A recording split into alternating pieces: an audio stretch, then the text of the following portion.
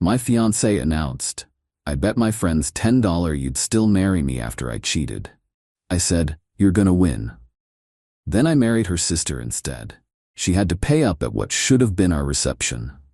I, 29 male, overheard the conversation that ended my 5-year relationship in the most bizarre way possible. My fiancée Desiree, 27, was wine drunk with her 3 best friends in our backyard, not knowing I'd come home early from my shift. "So when are you telling him?" That was her friend Melody. Desiree laughed. "After the wedding, obviously. That's when the bet ends." "I still can't believe you wagered 10 grand that he'd marry you even if you cheated," another voice said.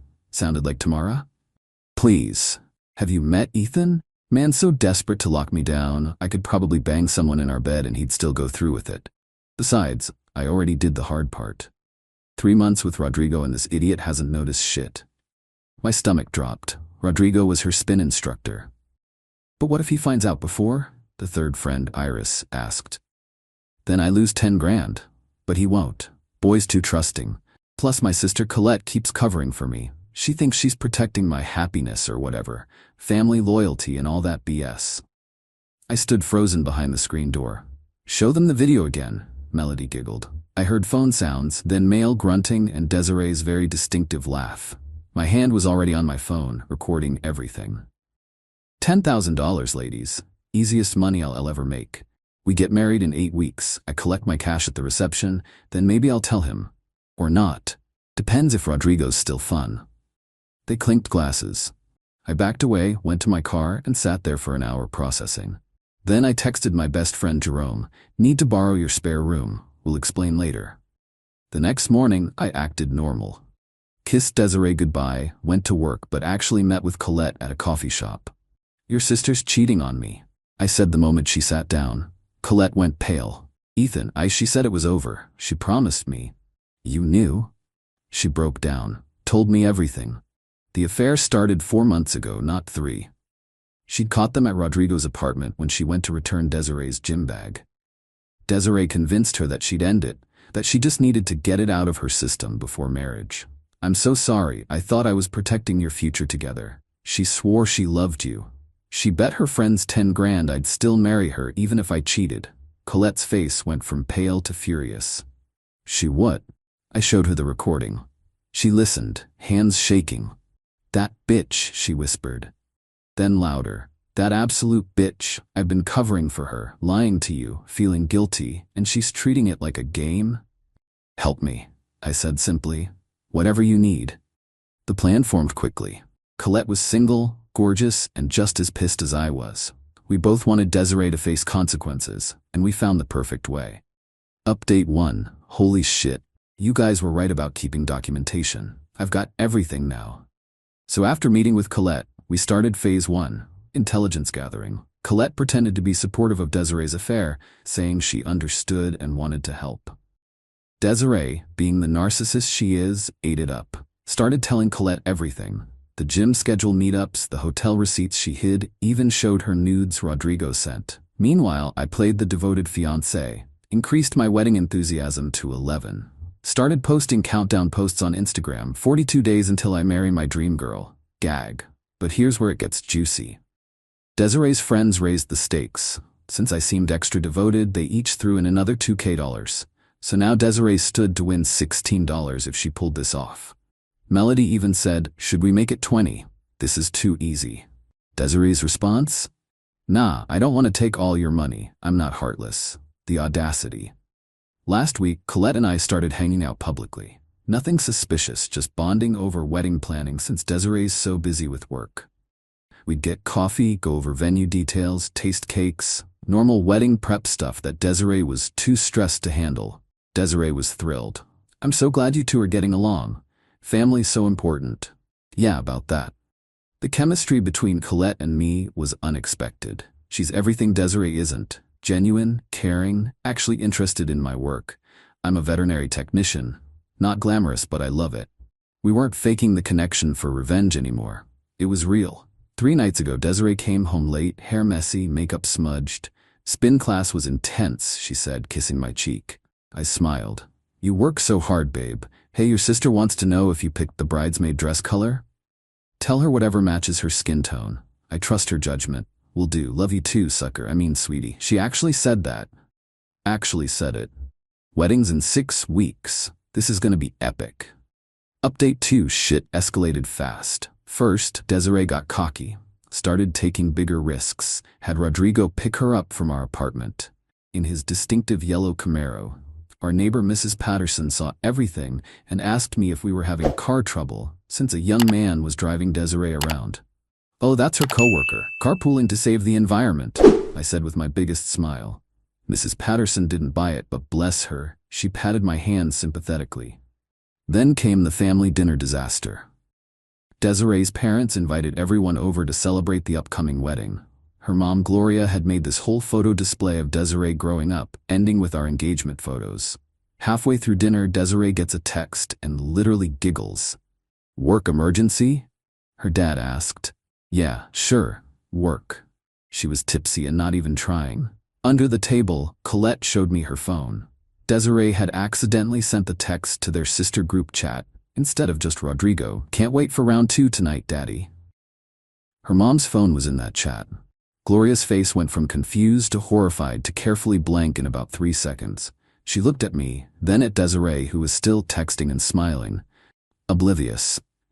Ethan, honey, could you help me in the kitchen? Gloria asked. In the kitchen, she broke down. I'm so sorry, I raised her better than this. You don't deserve. It's not your fault. Are you gonna call off the wedding? I looked her dead in the eyes. The wedding is definitely happening. Everyone's already flying in. Would be ashamed to waste all that planning. She studied my face, then slowly smiled. Colette's been helping a lot with preparations, hasn't she? She's been amazing. Good, that's good. She squeezed my hand. Team Ethan, sweetie. Whatever happens. Later that night, Desiree had the nerve to complain about dinner. God, my family's so boring. 3 more weeks and we can skip these dinners for a while. I told Melody we'd go to Cabo for a girls' trip right after the honeymoon. With what money? I asked innocently. She grinned. Oh, I've got a surprise windfall coming. Don't worry about it. Can't wait to hear about it. You will, babe. At the reception, it's gonna be hilarious. I smiled back. I'm sure it will be. Meanwhile, Colette and I had filed for a marriage license in the next state over. Perfectly legal, just needed to wait the required period. T-minus 21 days. Update 3. Monday before the wedding. Shit got real. Desiree's friends threw her a surprise bachelorette party Sunday night.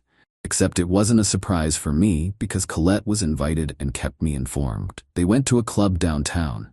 Desiree got wasted, like held up by 2 people wasted. And guess who happened to be at the same club? Rodrigo and his boys. Baby, she screamed across the VIP section.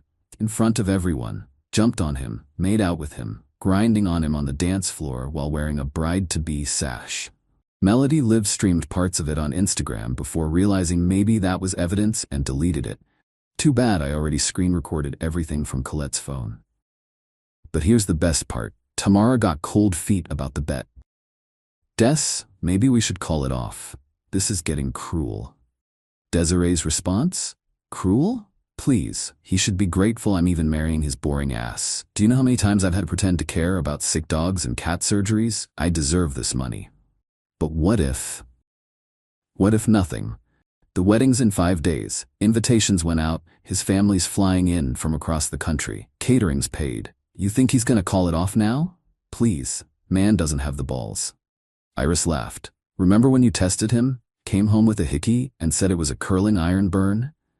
And he believed it, literally held ice on it for me. They all laughed. Colette excused herself to the bathroom and sent me everything. Tuesday, things got complicated. Desiree's ex, Marcus, reached out to me. Yeah, that Marcus, the one she dated before me. Found me on LinkedIn of all places. Bro, heard you're marrying Des, just wanted to warn you. She pulled this same shit with me.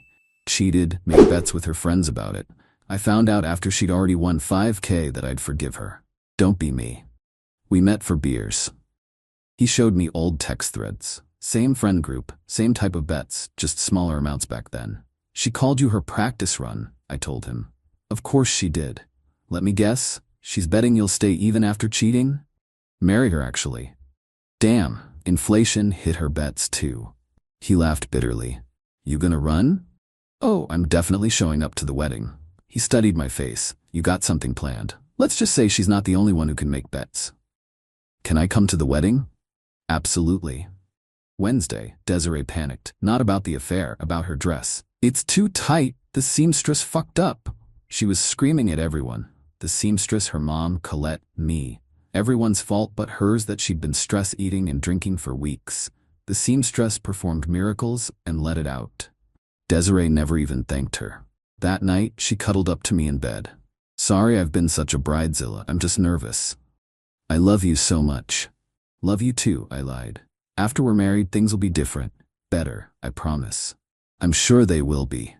She fell asleep smiling, probably dreaming of her 16K.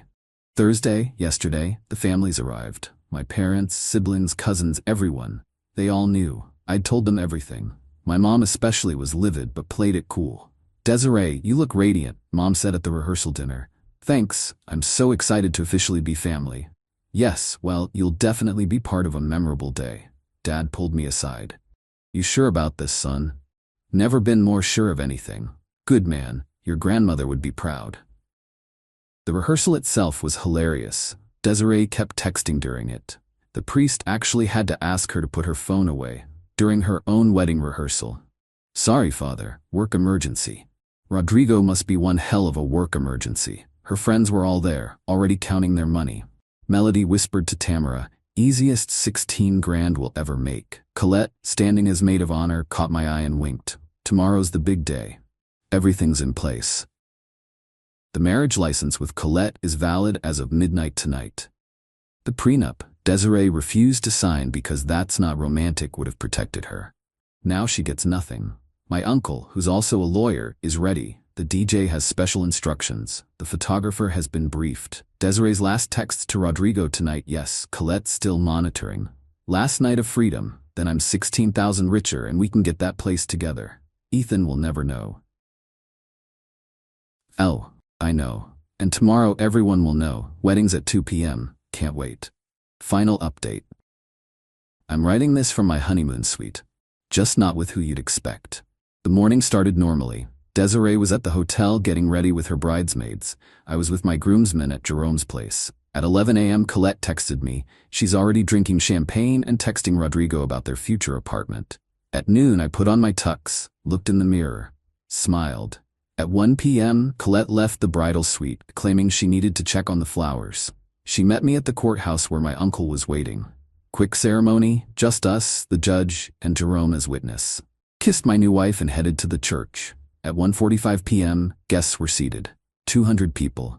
The bet squad, Melody, Tamara, and Iris, sat together, practically vibrating with excitement. At 2 p.m., music started. Groomsmen walked. Bridesmaids walked. Colette, as maid of honor, walked, but instead of standing on Desiree's side, she came and stood next to me. Confused murmurs. Then came Desiree. She looked beautiful, I'll give her that, smiling like she'd won the lottery. Which in her mind, she had. She reached the altar, handed her bouquet to no one because Colette was standing by me. What are you doing? She hissed at Colette. Standing by my husband, Colette said clearly. The entire church gasped. What? I took the mic from the priest. Ladies and gentlemen, thank you for coming. There's been a slight change in plans. Desiree's face went from white to red to purple. See, 3 months ago, I discovered my fiancée was having an affair. But that's not even the interesting part. She bet her friends $16,000 that I'd still marry her even if I cheated. She was right about one thing. There was definitely going to be a wedding today. I turned to the projector screen we'd set up for the slideshow of memories. Jerome, hit it. The recording from that first night played. Everyone heard everything. The bet, the affair, calling me pathetic, the whole thing. Desiree lunged for the laptop. 2 of my cousins blocked her. Turn it off. Oh, we're just getting started. Next came the Instagram live footage from her bachelorette party, making out with Rodrigo while wearing her bride sash, then screenshots of texts, including the one from last night about getting an apartment with Rodrigo with Ethan's money. That's fake. He's making it up. Des, your mom's in that group chat too, Colette said sweetly. She can verify. Gloria stood up. It's real. I've seen it all. The crowd was in chaos. Some people were recording, others leaving, most just staring in shock. Now, I continued, about that bet. Desiree, you need to pay up. See, you bet I'd marry you despite the cheating. I didn't. I married your sister an hour ago, so technically, you lost. You can't do that. That's illegal. My uncle stood up. Actually, it's perfectly legal. They got their license in another state, waited the required period, and there's no law against marrying your ex-fiancée's sister. Melody shouted. We're not paying. The bet was a joke. A joke? I pulled out my phone. I have Venmo requests from all of you to Desiree's account with wedding bet in the description. Your own paper trail, ladies. Iris started crying. Tamara tried to sneak out but was blocked by my cousin at the door. Pay up now, or my lawyer uncle here starts filing fraud charges. Your choice. One by one, they pulled out their phones. The beautiful sound of Venmo notifications filled the church. But Desiree wasn't done. You planned this. You humiliated me. You humiliated yourself. I just gave you the audience you seemed to want. She turned to Colette. You bitch, my own sister. You called me last week to laugh about how stupid Ethan was, Colette said calmly. You said I was pathetic for not being able to keep a man. You used me as your alibi while you fucked your spin instructor. Sister? You don't know the meaning of the word. Then Rodrigo stood up. Yeah, he was there. In the back. Yo, Des, this is too much drama for me. We're done. What? Baby, no. You said you were getting 16 grand. You said we were getting an apartment. Now you're broke and single? Nah, I'm out. He left. Desiree collapsed on the altar steps, sobbing. Her dad walked up, helped her stand. Let's go, Desiree.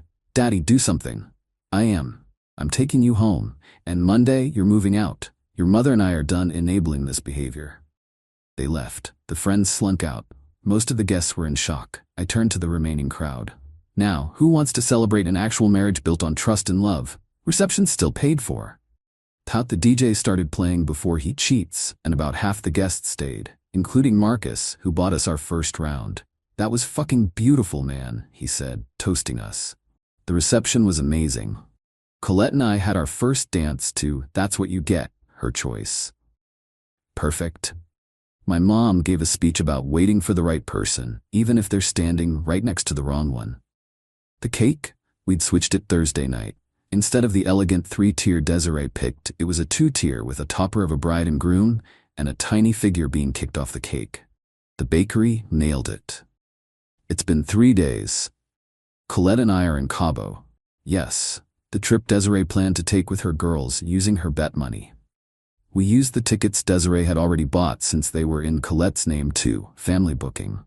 The fallout has been insane. Desiree tried to claim we stole her honeymoon, but the booking was under my card, so... Nope. She's been posting about being betrayed by blood, but everyone saw the video, so she's getting roasted in the comments. Melody, Tamara, and Iris are fighting about whose fault it was to make the bet traceable. Rodrigo apparently already has a new girlfriend, the receptionist at the gym. Gloria sent us a beautiful wedding gift with a note, for the couple who actually deserves happiness. Desiree had to move back in with her parents, who are charging her rent. The venue coordinator offered us a discount on our anniversary party next year because that was the most entertainment we've ever had at a wedding. But the best update? Desiree had to pay out the $16 bet, which we donated to a local animal shelter in her name. They sent her a thank you card with pictures of all the dogs her generous donation helped. She blocked us after that. As for Colette and me, what started as revenge turned into something real.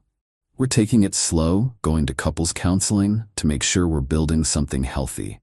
We both went through trauma, her having a narcissist sister, me being cheated on, and we're working through it together. My only regret? Not seeing the red flags sooner. Like when Desiree made me skip my dog's surgery to attend her friend's birthday. Or when she called my job playing with animals. Or when she literally said her ex was too poor to keep her interested. To everyone asking if I feel bad, no, she made a bet that I was too pathetic to leave. She lost that bet in the most public way possible. Play stupid games, win stupid prizes. To everyone saying Colette and I won't last, maybe. Maybe not, but at least we're starting honest. And to Desiree, who I know is reading this, your spin instructor has a girlfriend now. Your friends are broke and hate you. Your family is disappointed. You're living in your childhood bedroom at 27. Meanwhile, I'm on a beach with your sister who's a better person than you'll ever be. Bet you didn't see that coming. P.S. The priest said it was the most memorable wedding he'd officiated in 30 years. He's using it as a cautionary tale in his pre-marriage counseling sessions now. P.P.S. Mrs. Patterson sent us a lovely card saying I knew that boy in the yellow car was trouble. She also included cookies. P.P.S. Desiree, your mom says hi from the beach. Yeah, she's here too. Surprise family vacation. Without you.